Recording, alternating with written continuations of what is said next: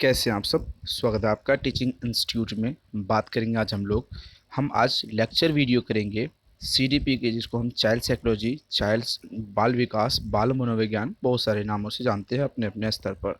तो आज हम उनकी जो प्रैक्टिस सेट इसके बाद कराएंगे। पहले हम लेक्चर वीडियोस कर लेते हैं।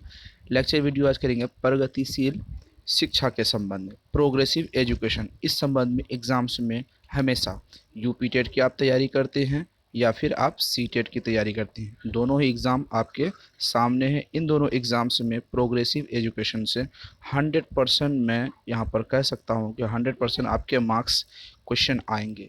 तो आज हम सिर्फ 7 से 8 मिनट की वीडियो में सिर्फ इतना जानेंगे कि प्रोग्रेसिव एजुकेशन क्या है, इनके संबंध में कौन कौन से क्वेश्चंस आते हैं। इनको हम अगर अच्छी तरीके से समझ लेंगे तो हमें एग्ज़ाम्स में कम से कम 1 नंबर से 2 नंबर पक्के आज करने हैं। तो चलिए आज शुरू करते हैं हम प्रोग्रेसिव एजुकेशन के लेक्चर वीडियोस।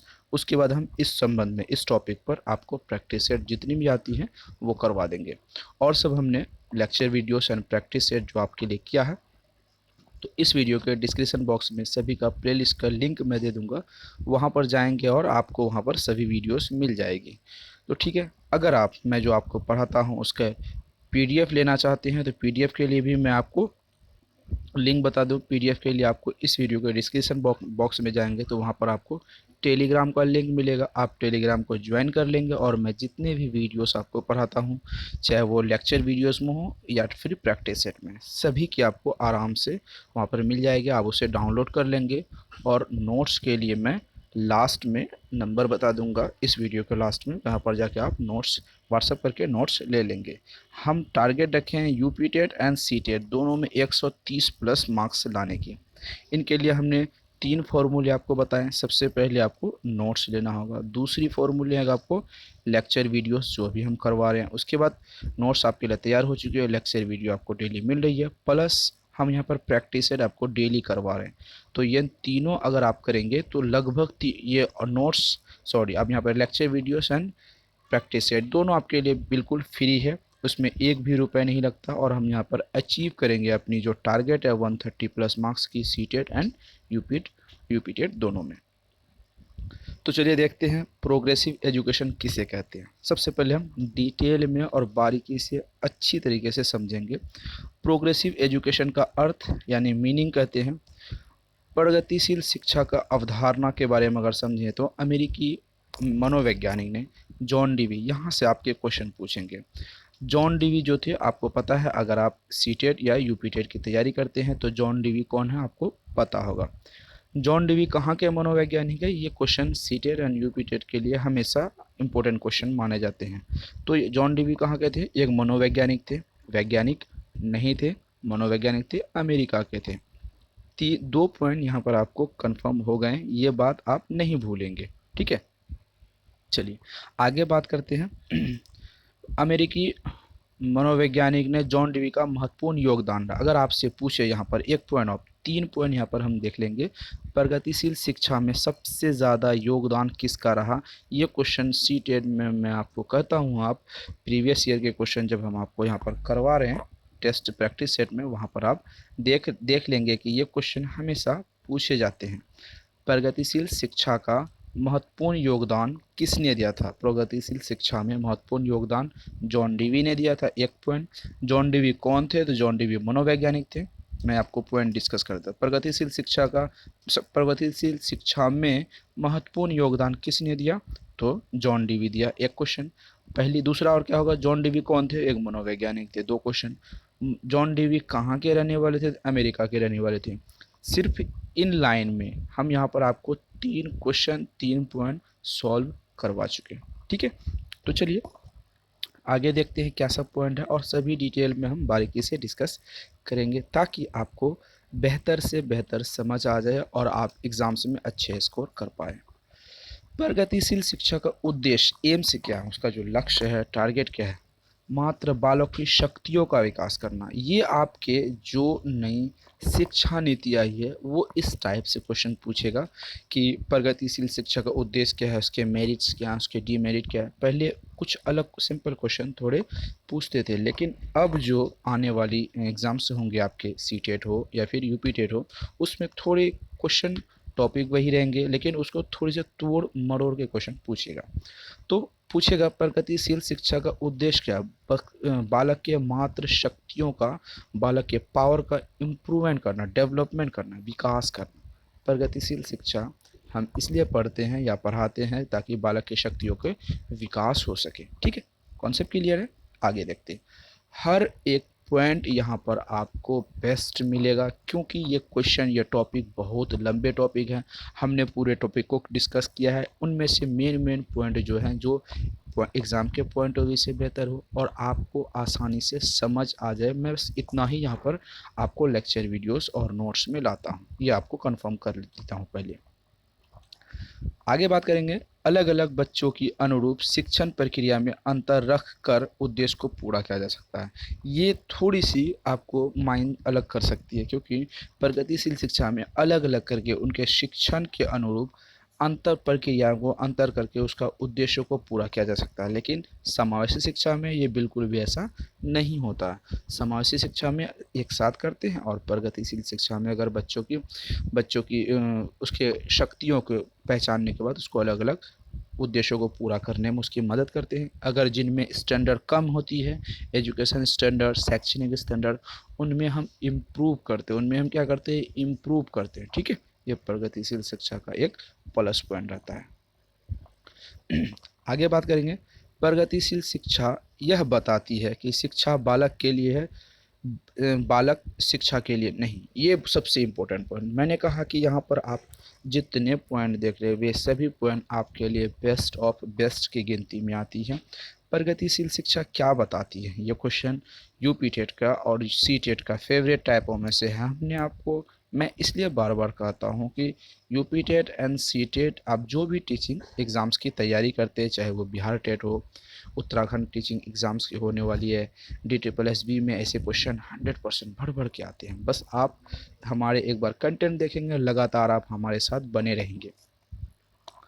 प्रगतिशील शिक्षा का उद्देश्य क्या बतलाती है, बालक शिक्षा बालक के लिए क्या है, ये लाइन आप याद रखेंगे। क्या, शिक्षा बालक के लिए, बालक शिक्षा के लिए नहीं। ठीक है, शिक्षा एजुकेशन बालक के लिए, ठीक है, चाइल्ड के लिए है, लेकिन चाइल्ड एजुकेशन के लिए नहीं है। ये बात आप ध्यान रखेंगे। आगे बात करेंगे, शिक्षा का उद्देश्य ऐसा वातावरण तैयार करना है जिससे हर बच्चे को सामाजिक विकास का मौका मिले। प्रगतिशील शिक्षा में बच्चे के सामाजिक विकास को ज़्यादातर ध्यान रखा जाता है। पहली बातें क्या होंगी, प्रगतिशील शिक्षा में बालक के विकास के लिए सबसे ज़्यादा इम्पोर्टेंट जो विकास होता है, सामाजिक विकास होती है। प्रगतिशील शिक्षा का क्या करता है वो एक ऐसा एटमॉस्फेयर, वातावरण तैयार करता है ताकि हर बच्चे को सामाजिक विकास का मौका मिले।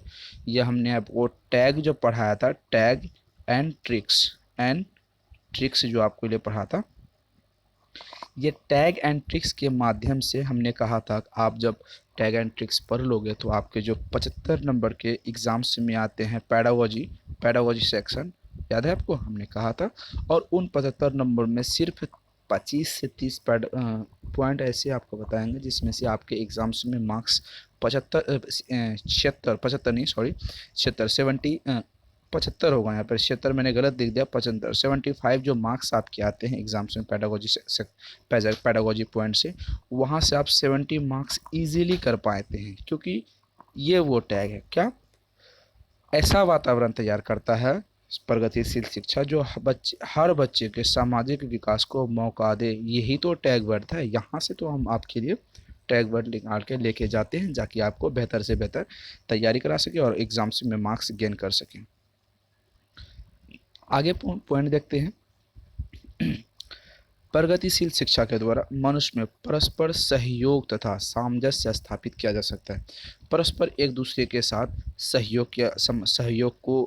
परस्पर सहयोग की भावना विकसित करते हैं, सामंजस्य स्थापित करते हैं, एक दूसरे के अनुरूप लाते हैं, एक दूसरे के हेल्पफुल करते हैं, एक दूसरे के प्रति केयरिंग की बात यहाँ पर प्रगतिशील शिक्षा करती है। ठीक है, सामंजस्य और सहयोग, ये 2 चीज़ें याद रखेंगे। पेडागोजी सेक्शन में यहीं से क्वेश्चन उठा के पूछ देते हैं। ठीक है, आगे बात करेंगे। प्रगतिशील शिक्षा का उद्देश्य बालक के व्यक्तित्व यानी पर्सनैलिटी का विकास करना है, क्योंकि चहुमुखी विकास जो आती है वो सभी चीज़ों में आती है। तो यहाँ पर व्यक्तित्व का विकास करना तथा शिक्षा द्वारा जनतंत्र स्थापित करना है। जनतंत्र मतलब एक तरीके से लोकतंत्र है, डेमोक्रेसी को स्थापित करना है। बच्चे के व्यक्तित्व पर्सनैलिटी को डेवलप करती है। प्रगतिशील शिक्षा क्या करती है? व्यक्तित्व स्थापित करती है। उसके बाद जनतंत्र को स्थापित किया जाता है शिक्षा के माध्यम से। अगर शिक्षा है तो लोकतांत्रिक व्यवस्था बहुत अच्छी ढंग से चलेंगी। अगर आपके पास शिक्षा कम है तो आपके लोकतांत्रिक व्यवस्था कमज़ोर पड़ जाती है, क्योंकि शिक्षा ही एक ऐसा माध्यम है जिसको आप जनतांत्रिक लोकतांत्रिक डेमोक्रेसी के रूल को फॉलो कर सकते हैं, उसे मान सकते हैं और किसी को समझा सकते हैं। यह प्रगतिशील शिक्षा का उद्देश्यों में से एक पॉइंट है। आगे बात करते हैं हम लोग। प्रगतिशील शिक्षा का सिद्धांत आजकल सार्वभौमिक है। हमने कहा था आपको चहुमुखी विकास। सार्वभौमिक का मतलब होता है यूनिवर्सल। ठीक है, यूनिवर्सल, ब्रह्मांड जिसको बोलते हैं, ब्रह्मांड में सबसे बेहतर। सार्वभौमिक सभी रूपों में, यानी इसको 2 चीज़ें आप देखेंगे। सार्वभौमिक जिसको सर्वांगीण बोल सकते हैं, सर्वांगीण बोल सकते हैं। ठीक है, सर्वांगीण या चहुमुखी बोल सकते हैं, चहुमुखी बोल सकते हैं। तो प्रगतिशील शिक्षा का उद्देश्य क्या है? सार्वभौमिक है, अनिवार्य बनाने पर जोर दिया गया। प्रगतिशील शिक्षा का सिद्धांत अगर आपसे पूछे एग्जाम्स में, पूछेंगे क्या? 100% एग्जाम्स में पूछेंगे। प्रगतिशील शिक्षा का जो सिद्धांत होता है वो सार्वभौमिक और अनिवार्य बनाने पर जोर दिया जाता है। ये टॉपिक, ये पॉइंट आप दिमाग में एडजस्ट करेंगे, यहाँ से आप भूल नहीं सकते, क्योंकि ऐसे क्वेश्चन आपको हमेशा एग्जाम्स में पूछेंगे। आगे पॉइंट देखते हैं। प्रगतिशील शिक्षा का लक्ष्य क्या है? व्यक्ति और समाज दोनों का विकास हो। प्रगतिशील शिक्षा का लक्ष्य क्या है? व्यक्ति, हमने अभी पिछले पॉइंट में पढ़ाया, समाज को विकास की, डेवलपमेंट के आधार पे देख रहा प्रगतिशील शिक्षा, और व्यक्तित्व विकास की देख रहा है। तो यहाँ पर हमने आपको पहले भी बता चुके हैं कि व्यक्तित्व और जो समाज है, सोशलाइजेशन और पर्सनालिटी, ये 2 चीज़ें, सोशल एंड पर्सनालिटी जो दोनों हैं, ये दोनों का विकास प्रगतिशील शिक्षा करता है। किसी भी दुनिया की सभी विकास के बारे में अगर हम बात करें, कोई चीज़, कोई सरकार, कोई लोकतांत्रिक जनतांत्रिक जो परिस्थिति है, अगर वो विकास करना चाहती है तो उनको 2 चीज़ों पे ध्यान देना होगा। पहले पर्सनालिटी पर, दूसरा समाज पर, तीसरा एजुकेशन पर। ठीक है, एजुकेशन पर।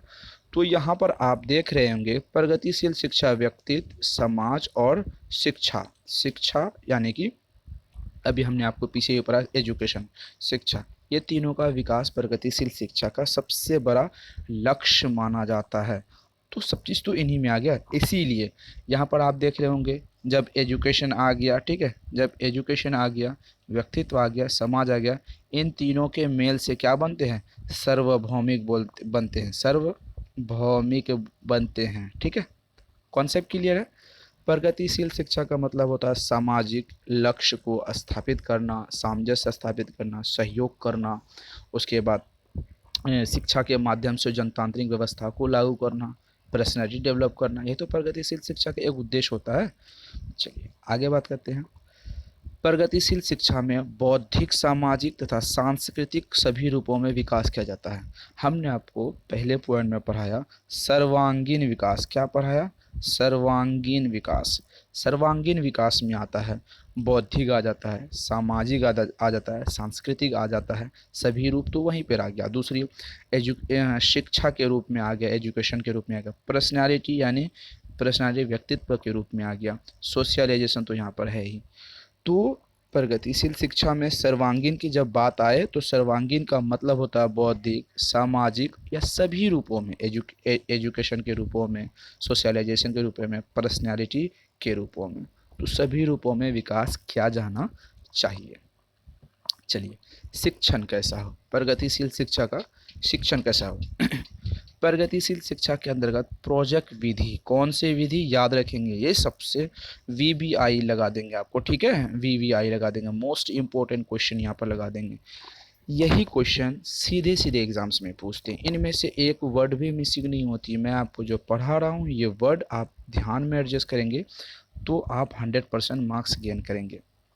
शिक्षण प्रगतिशील शिक्षा के अंतर्गत प्रोजेक्ट विधि तथा समस्या समाधान विधि, प्रॉब्लम सॉल्विंग मेथड जिसको बोलते हैं प्रोजेक्ट विधि, इसको बोलते हैं प्रोजेक्ट विधि को प्रोजेक्ट विधि बोलते हैं, और समस्या समाधान विधि प्रॉब्लम सॉल्विंग मेथड, इनको इन माध्यम से इनको शिक्षण दिया जाता है। प्रगतिशील शिक्षा का मेन सबसे जो एजुकेशन जो सिस्टम होती है शिक्षण का, ये दो चीज़ें आपको बहुत इंपॉर्टेंट याद रखनी होगी, यही इंपॉर्टेंट है जो एग्जाम्स में पूछते हैं, इससे बाहर एग्जाम्स में नहीं आते हैं। अब बात करें प्रगतिशील शिक्षा के महत्व, हालांकि हमने बहुत पढ़ चुके हैं पीछे। इंपॉर्टेंस ऑफ प्रोग्रेसिव एजुकेशन, बालकों की रुचि को ध्यान में रख के जब हम बच्चे को एजुकेशन दे रहे हैं, शिक्षा दे रहे हैं, शैक्षणिक संस्थाओं में बिठा रहे हैं या फिर किसी भी माध्यम से, तो उनकी रुचि, उनका जो इंटरेस्ट है, उनके किस तरीके से इंटरेस्ट है, क्या इंटरेस्ट है, रुचि को ध्यान में रखकर उनका निर्देशन किया जाना चाहिए। प्रगतिशील शिक्षा भी वही कहती है, बच्चों को इंटरेस्ट यानी रुचि को ध्यान में रखें, उसे शिक्षा देनी चाहिए।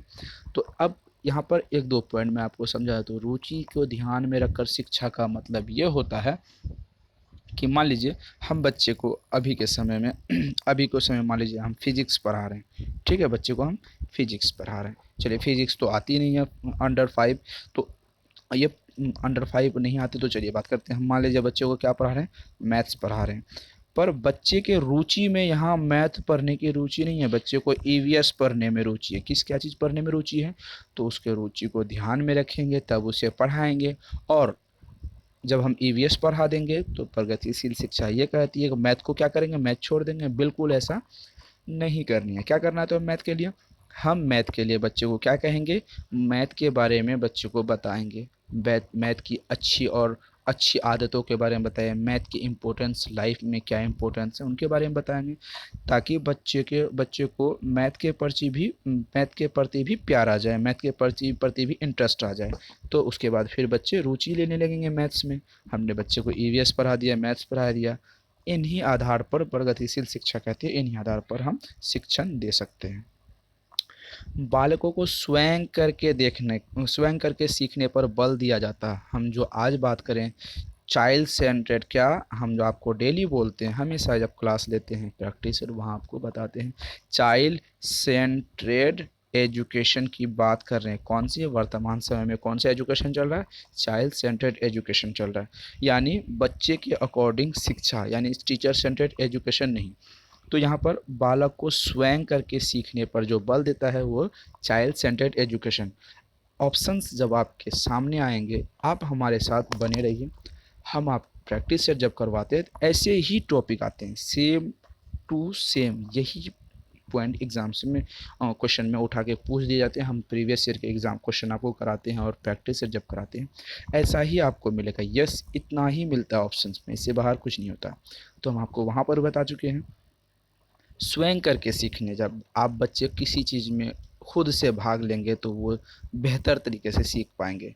मान लीजिए हम 2+2 बच्चे को पढ़ा रहे हैं, 2+2 4, इसको बता दिए 4 आता है, तो बच्चे उसे समझ लेंगे, कॉन्सेप्ट क्लियर हो जाएगा, फिर वो 2 दिन नहीं पढ़ेंगे, भूल जाएंगे। हम बच्चे को यहाँ पर क्या करेंगे, 2+2 उनको फिर बराबर इक्वल टू 4 बच्चे को खुद यहाँ पर कहेंगे करने के लिए, ताकि बच्चे स्वयं करके सीखने पर बल देगा।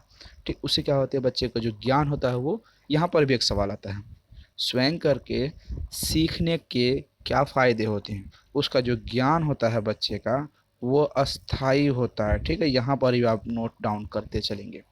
बच्चे का जो ज्ञान होता है स्वयं करके सीखने पर उसका ज्ञान अस्थाई होता है। ठीक है, चलिए आगे बात करते हैं, हम लोग आगे बात करें। बालक के व्यक्तित्व विकास, पर्सनैलिटी डेवलपमेंट तथा शिक्षण द्वारा जनतांत्रिक स्थापित करना, ये पिछले हमने पढ़ा दिया। ठीक है, प्रगतिशील शिक्षा का उद्देश्य बालक का विकास है, सिर्फ विकास एंड विकास एंड विकास है। क्या है, प्रगतिशील शिक्षा का जो मेन फोकस, उद्देश्य, एम्स जो आप बोल सकते हैं, लक्ष्य, टारगेट, अचीवमेंट, वो सिर्फ बालक के डेवलपमेंट, ठीक है, डेवलपमेंट का है, सिर्फ और सिर्फ विकास से संबंधित है। यही एक क्वेश्चन इंपॉर्टेंट है जो आपको शॉर्ट में अगर पूछेगा तो ये ऑप्शन आपसे पूछ लेगा। आगे बात करते हैं हम लोग।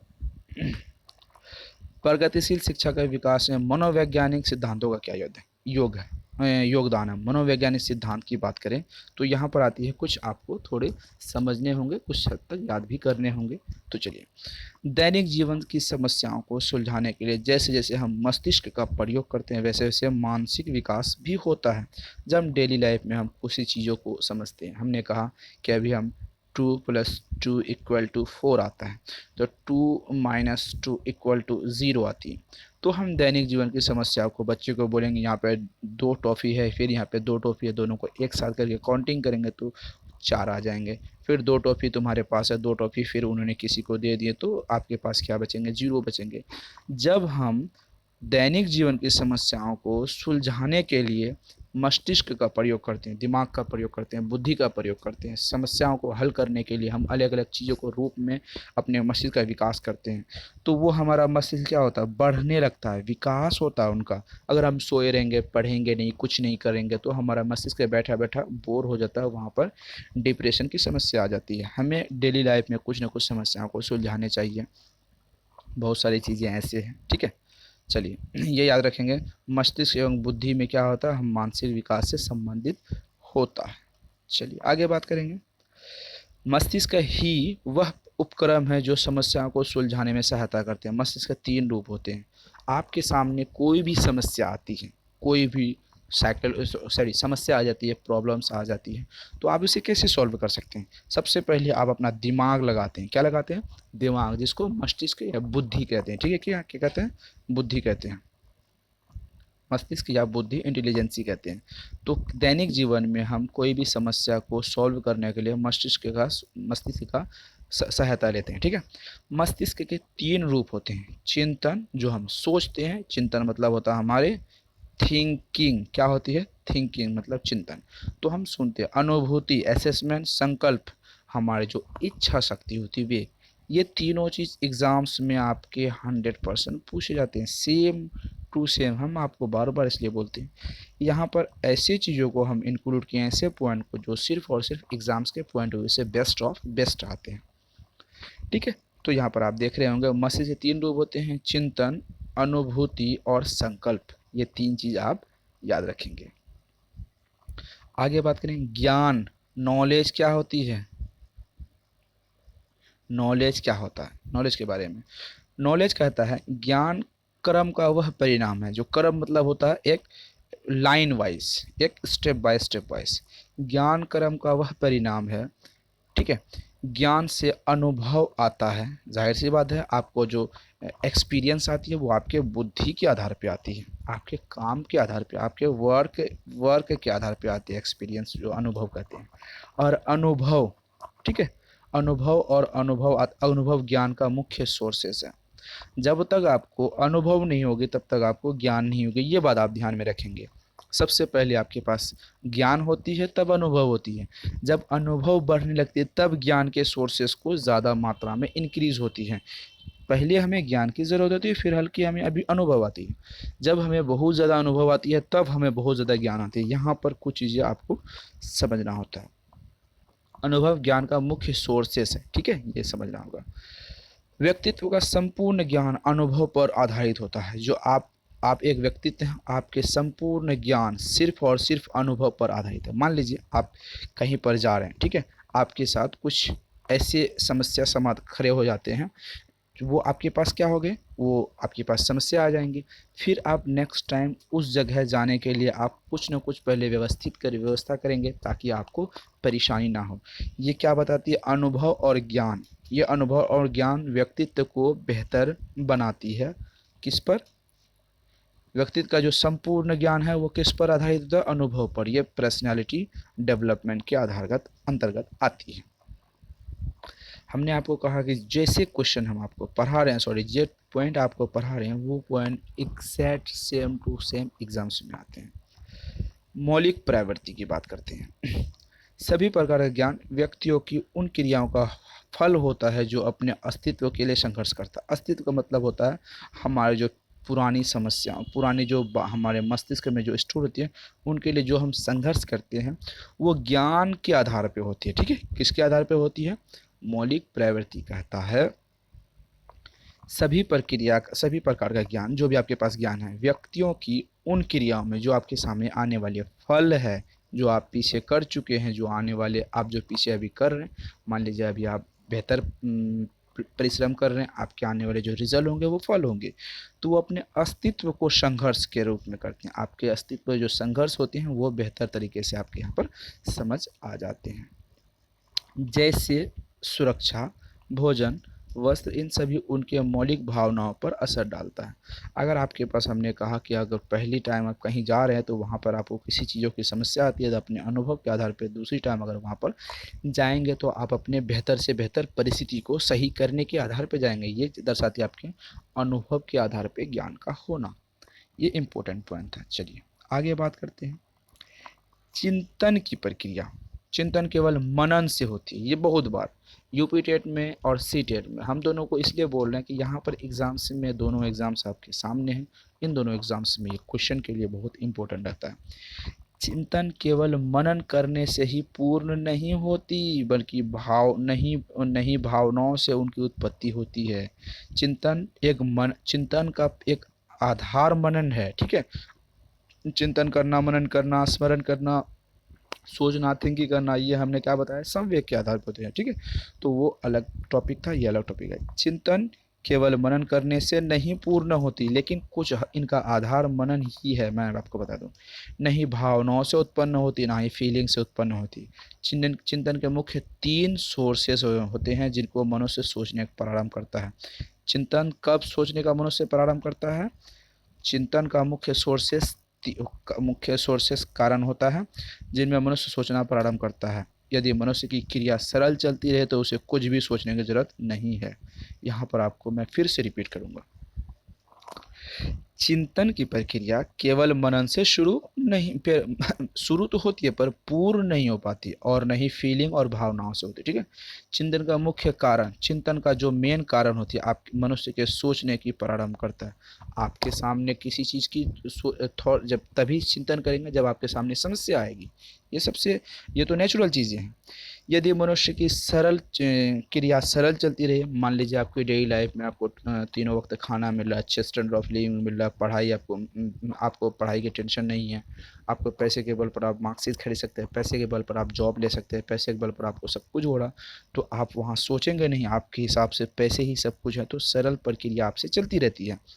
लेकिन यहाँ कहता है यदि मनुष्य क्रिया सरल चलती रहे तो कुछ सोचने की ज़रूरत नहीं पड़ती, लेकिन यहाँ पर चिंतन नहीं हो रहा है, मनन भी नहीं हो रहा, इनकी भावनाएं भी जागृत नहीं हो रहा। इसका मतलब उनके पास अनुभव की भी कमी हो जाएगी। जब आपके पास चिंतन होगा, मनन होगा, आपके पास तभी ज्ञान होगा, तभी आपके पास अनुभव आएंगे, ठीक है। तो ये बात थी। आगे बात करते हैं। जब मनुष्य की प्रगति में बाधा पड़ती है तो सोचने के लिए बाध्य हो जाते हैं। मान लीजिए आप कोई काम कर रहे हैं, आप कोई मैथ्स बना रहे हैं, आप क्या बना रहे हैं, आप कोई मैथ बना रहे हैं, आपके वो मैथ का हल नहीं मिल रहा, तो आप अलग अलग फॉर्मेट में मैथ बनाने की कोशिश करते हैं। पहले 2+2 जोड़ते हैं, फिर 2-2 जोड़ते हैं, फिर गुना करते हैं, भागा करते हैं, जोड़ करते हैं, पता नहीं आप क्या क्या करते हैं, लेकिन वो क्या करने लगते हैं, सोचने लगते हैं। ऐसा नहीं होगा तो कैसे होगा। मान लीजिए ही डेली लाइफ में आपके सामने कोई नई समस्या आती है, आप उसे सॉल्व करते हैं, आपसे सॉल्व नहीं हो रही, फिर नई नई चीज़ों के बारे में आप सोचते हैं, नई नई तरीके से आप उन समस्याओं को सॉल्व करना चाहते हैं। जैसे आप यूपी टेट के एग्ज़ाम्स देना चाहते हैं, प्रीवियस ईयर के क्वेश्चन देखते हैं। क्या प्रीवियस ईयर के क्वेश्चन में संविधान से क्वेश्चन पूछा गया था, आपके दिवस से क्वेश्चन पूछा गया, तो आप उस संबंध में सोचने लगेंगे, हमें आने वाले समय में संविधान का क्वेश्चन पढ़ना होगा, उसी बेस पे रहा तो दिवस पे क्वेश्चन पढ़ना होगा, हमें ईवीएस की क्वेश्चन पढ़नी होगी, हमें जनरल नॉलेज की क्वेश्चन पढ़नी होगी, जो जो टॉपिक आता है। तो जब तक अगर आपको यूपी टेट पास ही नहीं करना होगा तो आप कभी सोचेंगे ही नहीं, आप उसके लिए चिंतन के लिए बाध्य होंगे नहीं। तो वही यहाँ पर कहता है, मनुष्य के सामने बाधा पड़ती है तब वो सोचने के लिए बाध्य होता है। कॉन्सेप्ट क्लियर कराना मेरा काम है, मैं आपको कॉन्सेप्ट क्लियर कराता चलूँगा। आगे बात करें, आगे बात करते हैं। इस आधार पर मनोवैज्ञानिक ने प्रगतिशील शिक्षा का नींव रखी। किस किस आधार पर? चिंतन, किसके आधार पर? चिंतन और मनन।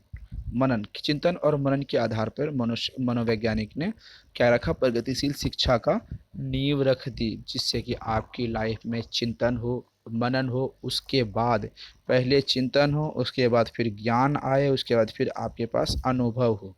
ये तीनों चीज़ जिसके पास आ गया उसकी पर्सनैलिटी डेवलप हो जाएगी, पर्सनैलिटी में विकास आ जाएगी, व्यक्तित्व में विकास आ जाएगी।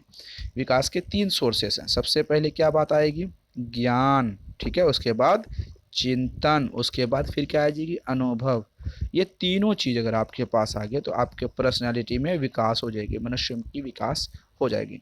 मनुष्य का विकास प्रगतिशील शिक्षा का मुख्य लक्ष्य माना जाता है।